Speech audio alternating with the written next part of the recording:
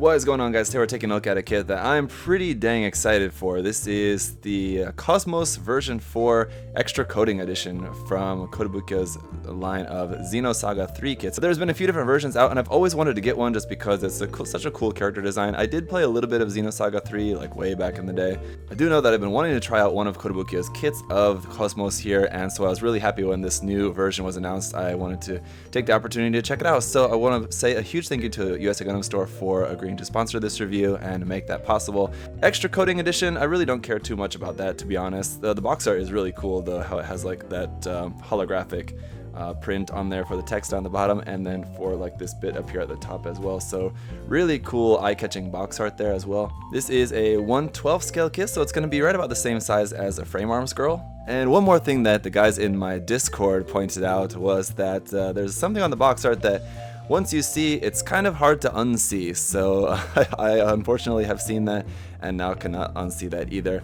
And now you guys have too, so you're welcome for that. Anyway, let's take a look around the box here. On the bottom and top of the box, it's going to be just the same thing there. Again, really eye-catching even from the bottom here. So if you saw this like stacked on the shelf, just the shine of that holographic part up there, it looks really cool.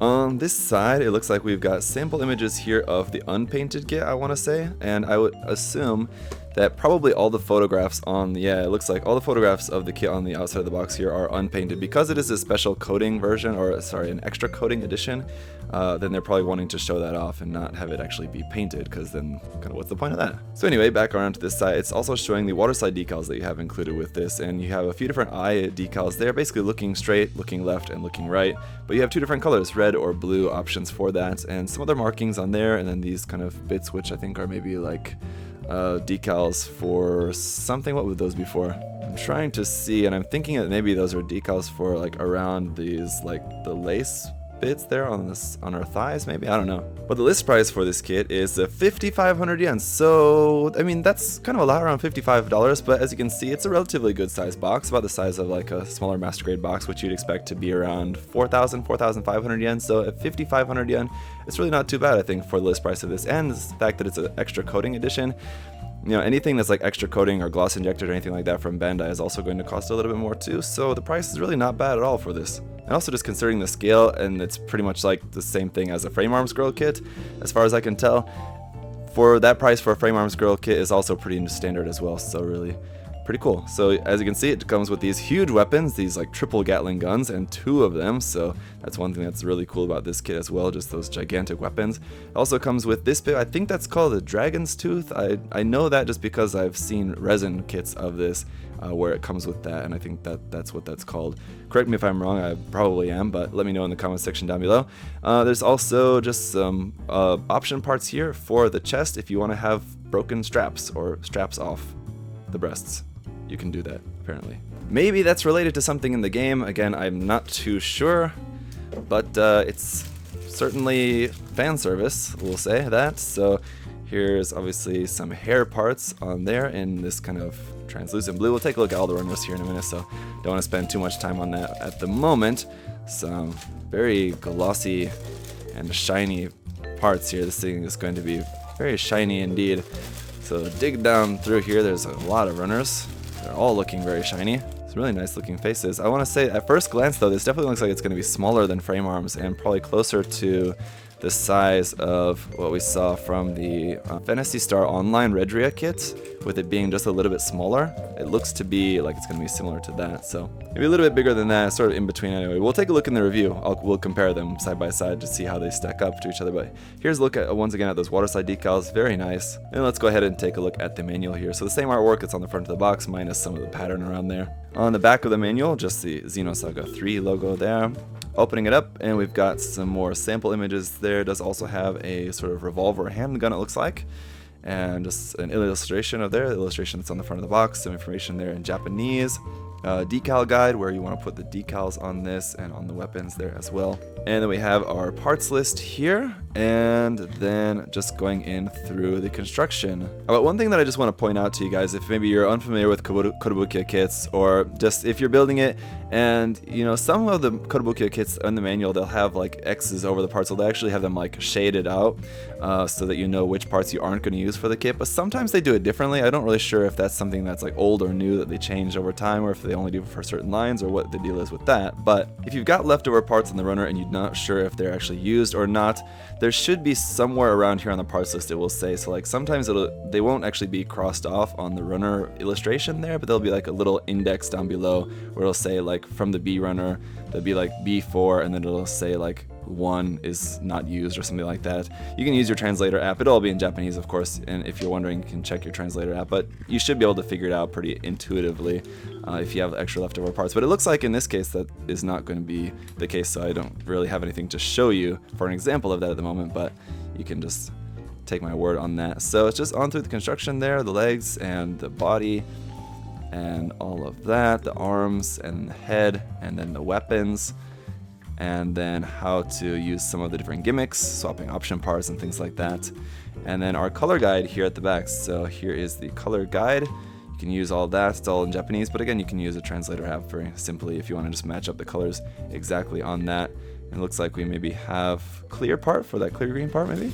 I don't see it in this mess of stuff at the moment, but we'll take a look at the runners here in a moment. And then just a color guide for the weapons as well. So let's just dig into the runners. Okay, so you guys saw the Waterslide decals. There are no other stickers or anything else included, so let's just get on with the parts. The PC runner here is in basically black for some polycaps here. And we've got 3 bags full of a bunch of loose parts here, so let's just go through these. First up would be the hand options. Looks like we've got holding hands with the trigger finger extended, holding hands, closed fists, and open hands. Then we've got some pre-painted face option parts here with blue eyes. We've got looking left, looking straight, looking right, and then only one face with the red eyes, and that would be just looking straight.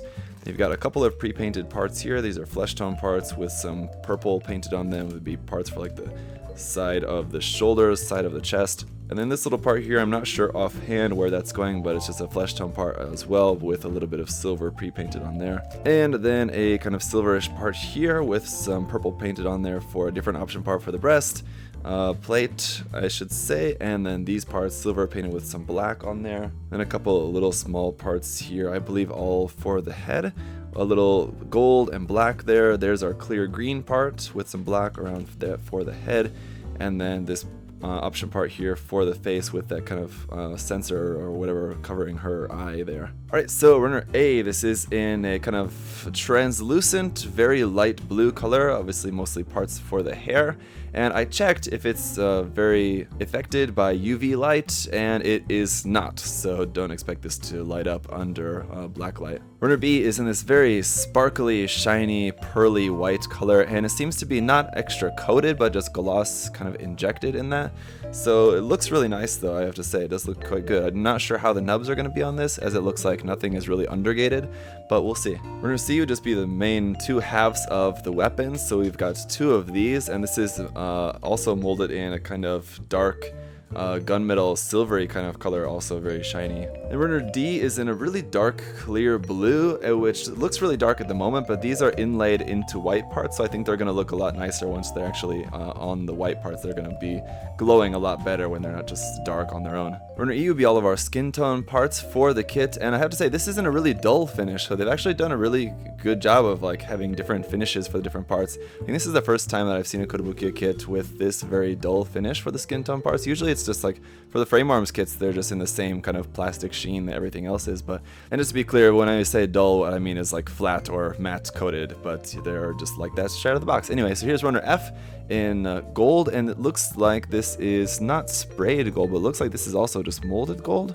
And as far as I can tell, because usually on the back you can see if it was sprayed, there'd be little bits on the back where it's not fully sprayed, so either they sprayed it all around really well, or it's actually just molded. I'm trying to scratch it as well too, and you would be able to scratch some off if it was sprayed, but it looks like not. Let's get out my knife just in case, and it looks like, yeah, that looks like it goes all the way through, so it's not sprayed, it's actually just molded in this gold color, which is cool. It's a really nice color of gold. It's kind of comparable to the Master Grade Hyakushiki 2.0, kind of a dull gold. Runner G is in a very dark navy color here for some smaller detail parts. And then runner H as well may look like it's the same color at first glance, but this is actually in black. When you see the two next to each other, you might be able to tell the difference there. Dark navy and black, there's a slight difference there, which is pretty interesting. Runner I is in a kind of like ice blue kind of color would be the best way that I could describe this, I think. It's like also very shiny and metallic-y looking, but it's got a little bit of a blue tint to it. Very cool. And we've got 2 of this runner, as it looks like this is mostly parts for the weapons.